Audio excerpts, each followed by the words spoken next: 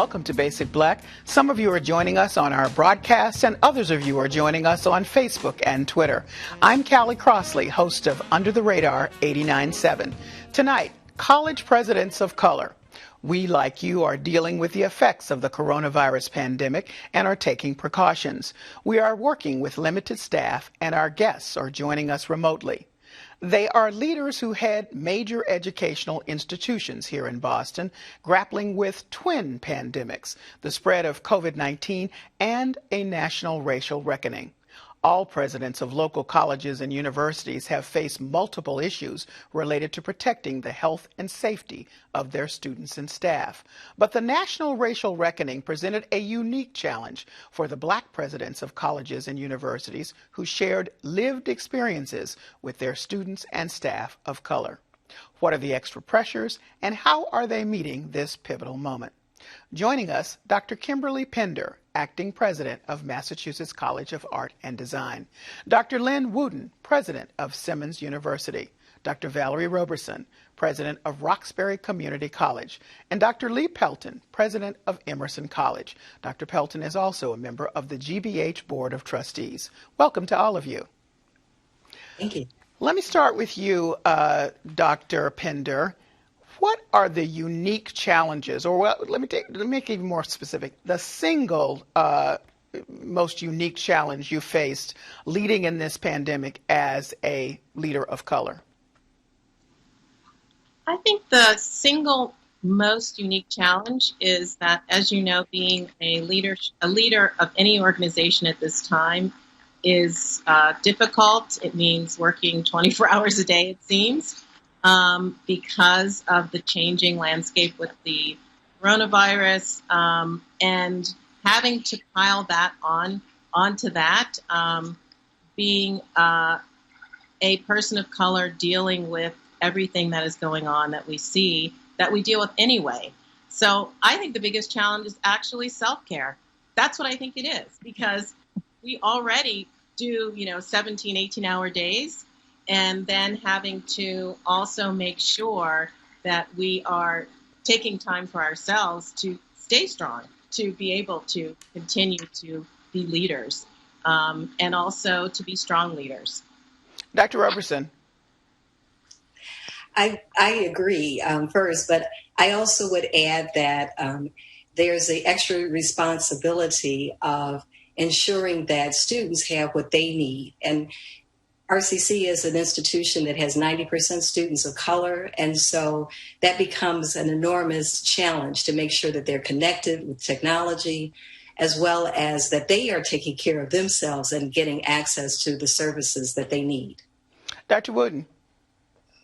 I think the biggest challenge for me is the pain this nation is feeling and how we're going to come out of that resilience. The pain from the pandemic, and the lack of a public health policy, and having to run a college to ensure that our students stay on track. And then the extra layer, as you say, of this racial reckoning, of bringing it to our attention of how do we come out better. So resilience and pain are the challenges for me. Dr. Pelton. Well, everybody's spoken to this double bind, and, it harkens back to Du Bois talking about a double consciousness. And so we all live that. That's a lived experience for us. I think for me, the biggest frustration has come from white progressives, to whom I am really invisible. What I mean by that, my history is invisible. So the issues that we're talking about today are lived experiences. I need folks to understand that that's a lived experience for me, and I have some agency in this fight that goes back a long ways. Dr. Pelton, in fact, you wrote a letter expressing, a lot. You shared your personal history, your feelings as a Black man in the wake of George Floyd's death and all of the street protests that ensued afterwards. It's been viewed about 5 million times now by folks. I wonder if you could share some of the response that really spoke to you, resonated with you about what you were trying to get across and what people heard. Well, part of what happened, what stimulated that letter stimulated, was for other Black folks in leadership positions to speak out in the way that I did. And so I know that happened in this city and in a variety of places in a lot of settings. So I was very grateful for that. But I also wanted people to understand that, I'm George Floyd, and that George Floyd's death, as awful as is a symptom of a larger problem. It's a systemic racism that goes back 401 years in this country. And that, that in that sense, I am George Floyd. And what I hope the letter would do, which I think what it did is to make Mr. Floyd visible, because it was his invisibility and the sense that he was not human that allowed an officer to put his knee on his neck for 7 minutes and 56 seconds until he called out to his mama and then took his last breath. Dr. Pender, one of the things you shared was that in a situation where racial issues have come to the forefront, it's expected that the Black president is also the chair of the Equity Division and head of diversity and inclusion. Talk about where that leaves you as you're trying to respond from your place of a lived experience, as Dr. Pelton has shared, but also you're the leader of this institution, period. Yeah, and I think that's, again, part of that double consciousness and the double work, the triple work that we all have to experience, right? That no matter how much we rise through the ranks and take on various added responsibilities, we still have that responsibility. Even if there is an entire office of equity and inclusion, we are still looked to for support and for guidance, even with that office. So that's just a reality that we all have to live with. I mean, I think one of the things that's important is what I was doing, especially in June, was going back to our Justice, Equity, and Transformation Office and pushing back and saying, I want you to step out and provide resources for our campus. I want you to take the lead. But it's still, it is that we have to be there, be representative, obviously, because that's who we are. And also, I think all of us would agree that we can do nothing but lead as Black people because we are. There's we never divorce ourselves from that. And we don't want to because it's who we are. We've become the leaders we are because of who we are. And it's really being able to establish those boundaries and to delegate in a way that is compassionate, but also very forthright in what we're trying to do to guide the organization. Dr. Wooten, and I should mention, you came in the middle of the pandemic, just to add a little extra. I did. Yeah. So. Yeah. I agree with Dr. Pender, and what Dr. Pelton said is that, every day, all four of us wake up and we're Black college presidents and we're called to lead. And we know that when Black lives matter, all lives matter. And so for me, what I've been peeling back the layers at Simmons to understand is who is caring about marginalized populations? What's the Black experience like at Simmons? How can we make it better? And yes, as presidents, we are leaders. That's who we are. But this has to be collective work. And part of that collective work is understanding our lived experiences, who we are, the pain points and what we're not doing right, and how we can make it better. The story has to be out there. We have to check it. We have to manage it. We have to monitor it so that there are no more George Floyd stories or Breonna Taylor stories. And that our next generation can say that a group of Black leaders made a difference. So, Dr. Roberson, you had a double unique, if I can use a ridiculous phrase, because your population of students are mostly adults.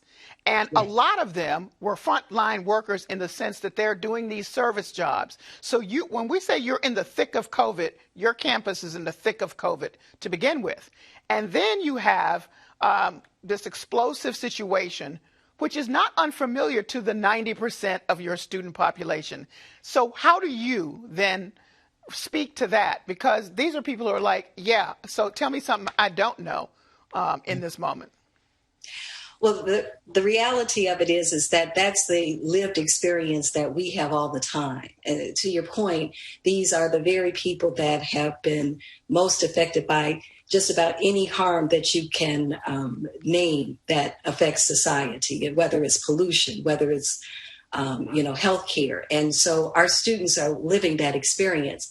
But the thing that was really encouraging, and Lee talked a little bit about this, is that there was a reckoning through the whole world where people recognized what we had been going through. And it was validating for us. And what we were able to do is to really kind of then speak candidly about what we all felt, but never really voiced. And that was the thing, that our staff is very diverse.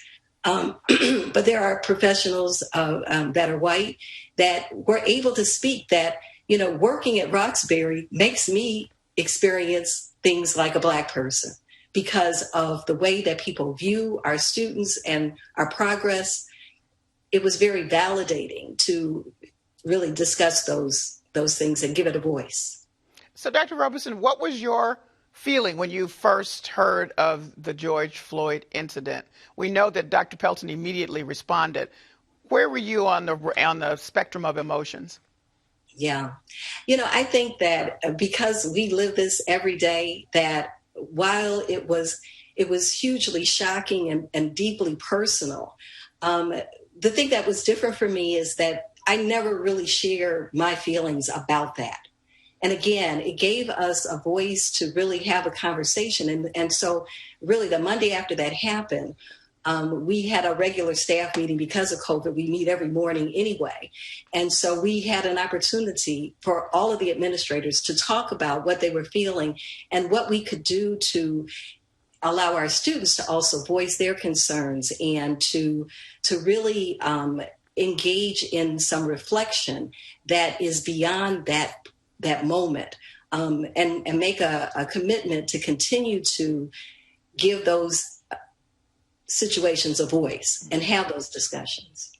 Now, I raised that question, Dr. Pelton, because in your letter, you expressed a lot. But then I was interested in your saying that colleagues had come and said, well, you must be awfully hurt because of what happened with George Floyd. And in fact, you were angry. So I'd like you to speak about, why that's a disconnect for folk and why they wouldn't understand that you would be angry about what happened. Yeah, I had a lot of well-meaning people who would say, oh, I'm so sorry. And I would say, don't be sorry for me. I'm angry. I'm not grieving. I am angry. Because again, this has been a lived experience for me. And when I have these encounters, my head is not down. My head is up because I am very angry. Okay. Dr. Pender, where were you? Were you on the angry end of the spectrum? Did you express yourself to students and colleagues? Where were you? That moment was the week that I was transitioning from provost to acting president. I literally had double meetings. I was doing both jobs. And when faculty and others asked me to respond, to do something, I turned to the outgoing president, who was a white male, and I said, you're going to carry this. You are going to carry this because I am doing multiple jobs. I'm dealing with my family, who are also, I have 3 children who were in the house with me because of COVID. They're young adults. And I said, I compartmentalized my life as all Black people do, my emotions. I'm just trying to get through these 2 jobs this week. So please take this as the last thing you're going to do. And we did hold some, open forums. And I would express that obviously I'm angry, but I would also keep saying, these are not recent events. That was what bothered me the most. And that was what I tried to communicate. These are not recent events. These are things that we all know, live through, and understand. The other thing that I was resisting was that I did have, as all of us, white colleagues and friends who wanted for me to share my racist experiences. And I also had to explain to them that is traumatizing. And how many experiences do you need to hear to understand that it is real? And I think, again, for all of us, because so many people want to believe the fiction that if you're educated and successful as a Black person, you are immune to the systemic racism that exists in our country. You are an example that our country does work. And that is something that I felt I had to disabuse people of. And during all of these conversations. Got it. Dr. Wooten. So I was transitioned and I was at Cornell and in Simmons. So kind of served two places, similar to Dr. Pender. I was tired. I was angry. I was like, it was my everyday lived experience coming. And my white colleagues were emailing me like Dr. Pelton saying, how are you doing? Are you shocked about this? And I was like, no. And like you said, Dr. Pender, people were like, well, you made it. You're okay, despite the system of racism. You don't see what I go through. You don't know what I have to get up and fight for every day for other people, what I see. And so spent a lot of time being in community, reaching out to my Simmons colleagues, meetings with my Cornell colleagues, spending time for self-care, but also caring for my kids. I have a 25-year-old son who's going to be a public defender next week. He was hurt. He was struggling with it. This is America that he hadn't seen. I have an 18-year-old daughter who went out with my husband in the streets of Ithaca to picket and to express concerns, and she wrote a blog about it. And so it's tiredness. Even looking at this week on TV, when you look at the confirmation hearings, it's like one more thing. I don't know how much more we can take. So, Dr. Wooten, in addition to just the double consciousness, the double jobs that you have to do, in this particular role as college president, there's also something else happening. You all have Black students. Dr. Roberson has mostly Black students. But now here they are in this situation, and they are looking for what from you, and how did you respond? Yeah, they are looking. In Simmons, for example, half of our freshman class, are women of color. And so the first thing I did when I hit the ground running on campus is reaching out to those women, letting them know I'm here. There's a leader who cares about you. There's a leader who looks like your mother or your aunt or people who raised you, who is being progressive, who is concerned about racism, diversity, equity, and inclusion.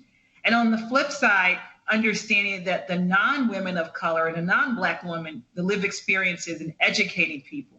At every university I've been in, I've had to explain why all the Black kids sit together in the cafeteria, like Beverly Jean says. People still don't get it, and I'm perplexed.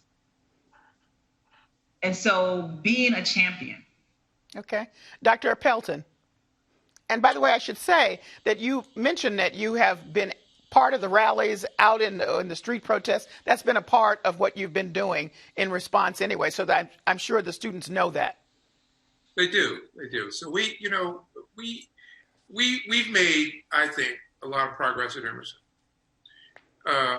But none of us should be self-congratulatory because there's still so much work to do.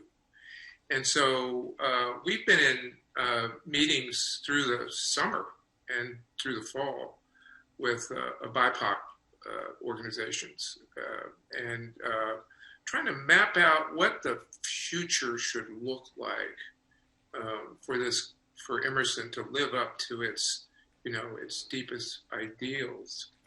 And Kelly, I think what's been really wonderful about that is that BIPOC students haven't looked to me as the sole agent of change, but they've looked to others, senior staff and faculty and so on, because they and I'm so grateful for this.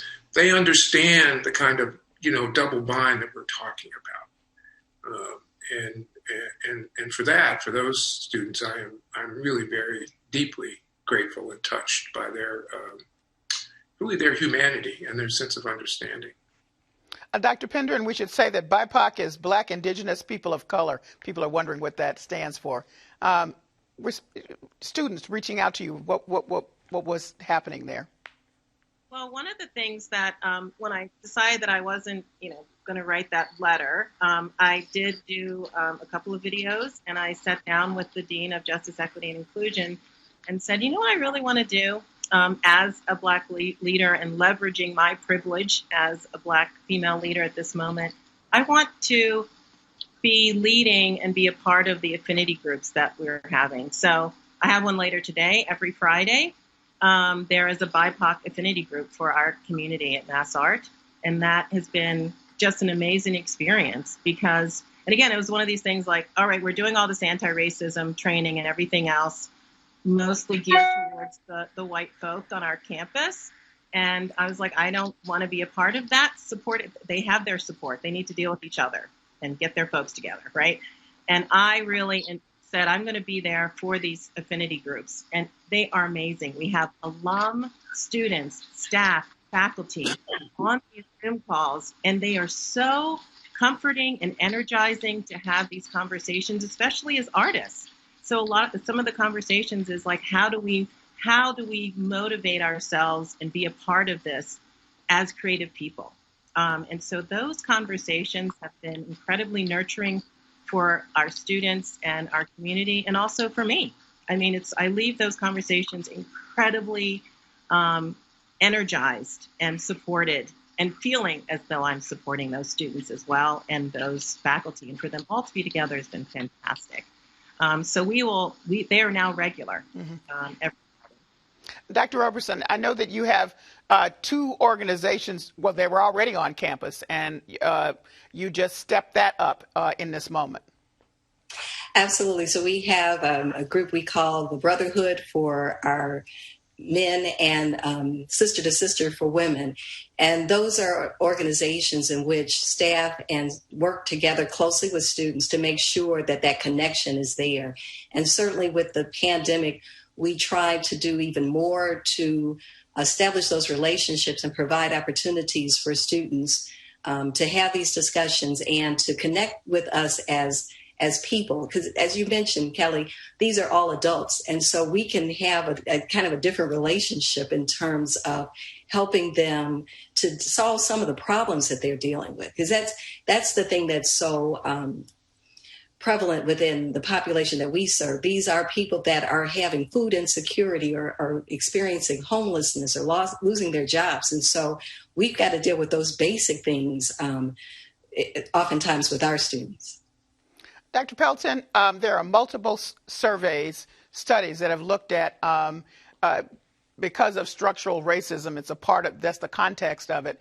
Leaders of color are going to be 10 times better than their counterparts, their non-Black counterparts. But at the same time, their leadership abilities are always questioned, probably more so in a crisis. I wonder how you have felt in this moment and experienced that. Well, first of all, I want to say, I know we talked about this as a double pandemic, but it's really a triple pandemic. So it is COVID, it is, around race, but it's also just, the economic, this is what Valerie was talking about, the economic devastation is also part of this. For me, I try to, live my life committed to these issues outside of Emerson. And so, if you may know, I'm leading the Boston Racial Equity Fund in that regard, and then I'm doing some other things here and there. So, I accept the mantle of responsibility. At Emerson, we've done a lot of good work, but it's not enough. And sometimes people confuse racism and bigotry with systemic racial inequities. They are obviously related, but they are not the same. In the city, we're focused on the wealth gap, not just income, but all accumulated assets and how that leads to all these other inequities that we know about in education and health and home ownership and the average white Bostonian has net worth of $247,000, and for Black Bostonians, it's $8. I mean, that's a deep, deep divide. And so, what I'm trying to do is to use Emerson as a way to help ameliorate, and I'm not sure if it's solved, but ameliorate some of these systemic issues. So, for instance, I would call on my college president to think about something that they probably never think about, which is their procurement services and how they could set aside some of that supply chain money for small Black-owned businesses, Black and brown-owned businesses, and that would get to some of these issues. So we're trying to do some of those things as Emerson, in addition to what we are already doing internally. Well, thank you so much for an insightful conversation. That's the end of our broadcast and the end of our show. Thanks to all of our guests, and thank you for joining us. Stay with us now as we continue our conversation on Facebook and Twitter.